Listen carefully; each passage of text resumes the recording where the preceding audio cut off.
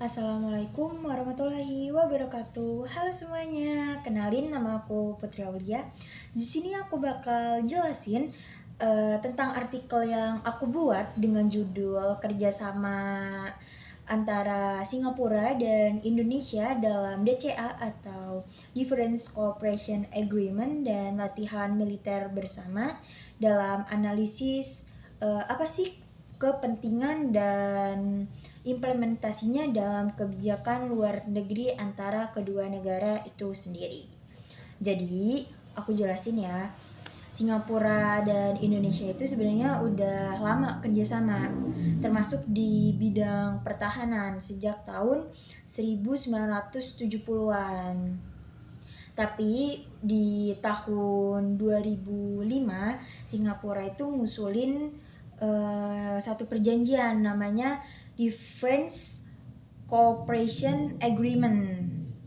DCA ini dibuat supaya kerjasama latihan militer antara kedua negara ini punya aturan yang jelas.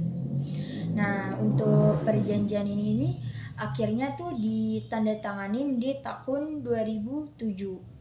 Tapi di tahun itu tuh ditolak sama DPR RI karena perjanjian ini nih dianggap terlalu menguntungkan untuk negara Singapura dan berpotensi mengganggu kedaulatan. Terutama tuh Singapura kan mau make wilayah Indonesia untuk latihan militernya. Dan wilayah yang dipakai itu di wilayah Singapura.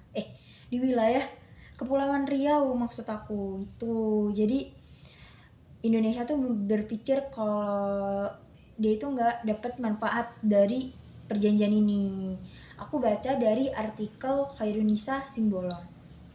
Terus setelah bertahun-tahun lamanya, akhirnya DCA ini disepakati lagi dan dibahas lagi di tahun 2022 bersamaan sama perjanjian ekstradisi dan pengaturan FIR.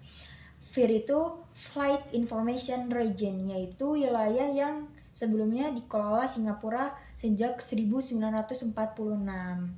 Kalau dari yang aku baca itu dari artikelnya Nur Aini, ada paket 3 perjanjian, yaitu DCA, ekstradisi, dan FIR ini membuat negosiasi biarin jadi lebih seimbang, dan akhirnya tuh sampai diratifikasi di tahun 2023 dan menjadi Undang-Undang Nomor 3 tahun 2023 di Indonesia. Kalau dilihat dari secara tujuan kedua negara ini, bagi Singapura sendiri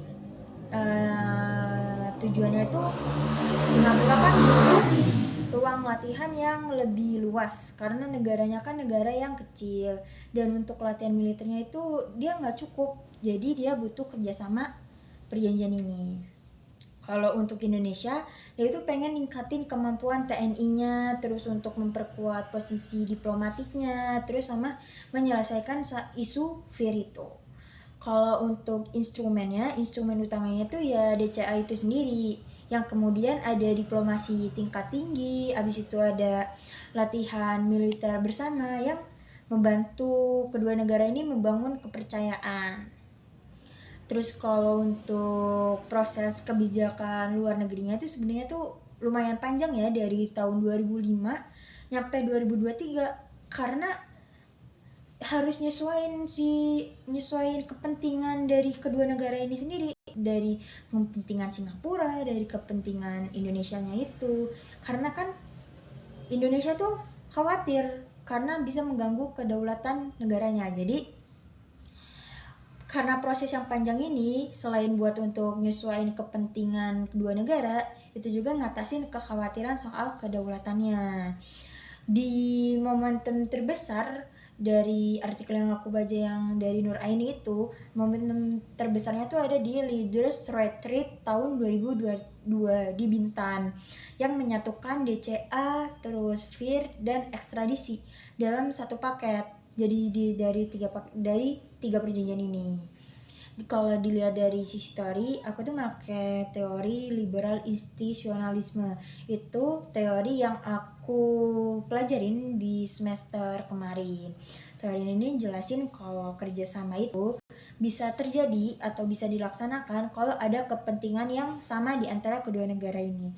Terus ada aturan yang jelas buat ada institusi yang ngebuat negara ini ngerasa aman. Kalau dari kasus yang aku bawa ini, DCA itu jadi aturannya yang dimana buat latihan ini lebih terkontrol, terus transparan, dan gak nimbulin masalah salah paham di antara satu sama lainnya. Kalau untuk evaluasi dari kebijakan luar negeri ini, keduanya nih sama-sama dapat manfaat.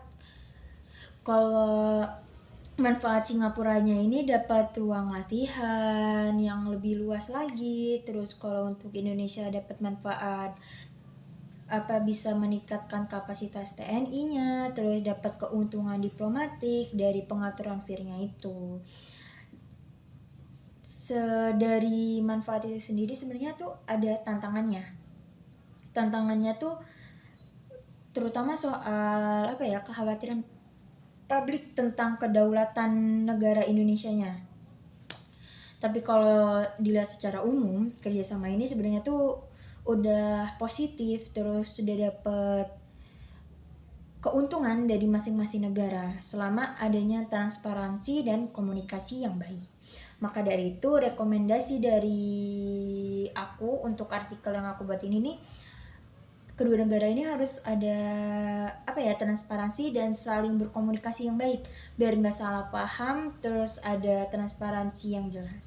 Terus aku juga rekomendasiin kalau DCA ini bisa dibawa ke tingkat ASEAN, biarin ada institusi yang lebih tinggi lagi yang bisa mengatur. Cukup kalau dari aku, maaf kalau ada kesalahan kata atau perkataan yang belibet selama aku jelasin. Aku mohon maaf. Aku akhiri. Wassalamualaikum warahmatullahi wabarakatuh. Bye-bye semua.